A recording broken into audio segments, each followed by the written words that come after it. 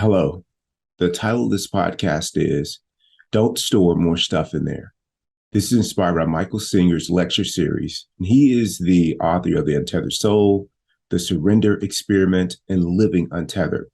He's helped me a lot in terms of deepening my practice and expanding my consciousness, which means just being aware of my thoughts, of being rooted in the present moment, of when those voices come up that my mind telling me, to be upset about something or to dislike something because it doesn't meet my expectations, making a problem of other people, all those things. He's helped me learn to lean back, not get distracted, and stay open and living with an open heart. And so most recently, he was giving one of his lectures, and in it, he talked about the technique, and he doesn't like giving techniques, but the simple technique of how do you stay peaceful inside. And he said, simple, don't store more stuff in there. And it was analogous to the example in which he gave about what the simple thing you can do to stop smoking. He says, don't put more cigarettes in your mouth, period. You want to stop smoking? Don't put a cigarette in your mouth. It will work every single time. And the same thing with regard to how to be peaceful, no matter what shows up in the world, no matter what people say or do, or if your preferences and expectations are met or not. That if you don't store something inside, then it will not become a problem. And this is like a game changer, a little gem for me that's been incredibly helpful. When I reflect back on my life, I think about whenever, almost all the time when I have an issue with the present moment is because it's the result of storing something in the past that I didn't resolve back then, that I allowed to stay in my psyche. And now it's a problem in this moment. So one of the examples is a simple one, and it has to do with the weather. Of coming out to Yuma, Arizona, and it not meeting my expectations because I thought at 18 that I would be able to stay in Tennessee, but Marine Corps brought me out to Yuma. And the moment that I got here, the thing that showed up for me first and foremost that my mind had a problem with was the summer heat. And in that moment, I made a problem of it. And so for the next 30 years, instead of dealing with it and accepting the heat, something I can't change if I'm living in Arizona, or living anywhere for that matter, I can't change, it became a problem. I stored in my dislike for that. And the same thing happens with people. Your mind creates a narrative about people, about a situation. And then as a result, because you don't let it go in that moment, it becomes a problem later. And this happened for me over and over and over again. And so what would be one of the keys? One of the keys would have been back with Yuma, would have been, I'm in Yuma for the next 4 years. How do I make the best of this situation, this moment? People that I work at Mayo Clinic who have an expectation of what staffing levels should be. And I get it, I understand it. And your mind would come up with all the reasons why they should be this way. You're burning people out. This is not effective and efficient. You keep asking more of us. What about patient safety? Like your mind will come up with all those things. And instead of the reality that today people have called out for whatever reason it might be. So how do I make the most of this situation? But instead you go to the other direction and you create a problem of it. And it's probably a result of something that you didn't deal with before. And the thing that you didn't deal with before was how to be okay and comfortable with change, how to be okay and comfortable inside when things don't meet your expectations. Had you done that work back then, the thousands of times that occurred before, then in this moment, when you looked at your phone and you noticed that you guys are going to be short-staffed, you'd have been able to handle this moment. But again, so you stored in what your mind said about that being a problem back then, and here it is surfacing again, or every time that there is a staffing change or a staffing, the numbers don't meet your expectation. So most recently, I had my own personal example, and now I'm doing the practice all the time. But every once in a while, something slips through, and my mind or my ego is sitting there waiting for it.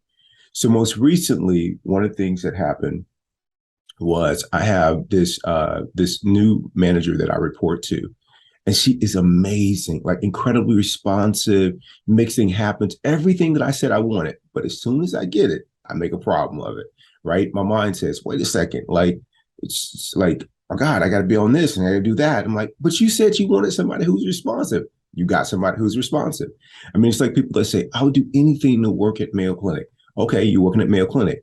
And then it didn't take you long to start finding problems at Mayo Clinic. There weren't really problems, right? The mind said they were a problem, and then it became a problem with you. And then you stored it, and it becomes a bigger issue later. So back to this, to the new leader that I report to. She said something very simple to me. It was a very simple request. It was, Keith, can you share your calendar with me, my work calendar? So what did my mind say? You probably could guess it. My mind went with, you don't trust me? Like, I've been working, autonomously for a long time. And, I've been trusted to not have to account for everything that I do during the course of the day. And my friend Tim reminded me that it's a simple calendar request. And by the way, Keith Jones, in the history of like organizations, you're not the first person who's been asked to share their calendar. And it's common practice to share your calendar for efficiency. And so because I'm not one to suffer, not even for 24 hours, the minute that something comes up for me, I will not be a person stewing on that same thing, affected by it in an adverse way for more than a day. It will not happen because I've worked to not waste my days like that. I am going to work. And most of the time, the work that I've done, I'm able to self-correct.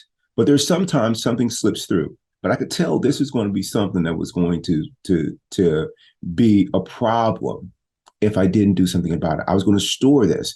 And every time I met with this leader, this was going to be in the back of my mind. It was going to affect how I engaged and interacted with them. And I didn't want that. I want no barrier between me and other people. I just want an open heart. And that requires me to be hyper aware of when things don't meet my mind's expectation and the narratives. So he said in the history of organizations, you are not the first one to be asked. And it's for your benefit because it helps with efficiency. And one of the things that I lamented whenever someone says, can you meet on this day, is that I have to email them and share all my availability and what the times will work. And there's normally several emails and probably 10 or 15 if the group is bigger, and you're trying to coordinate schedules. And so what's easier is just share your calendar where people can see where there's an opening. It's simple. It's so simple. But my mind would have made a problem of that and created this whole narrative about how this person doesn't trust me. Furthest thing for the truth. Thanks to my friend Tim, I was able to bring that into the present moment.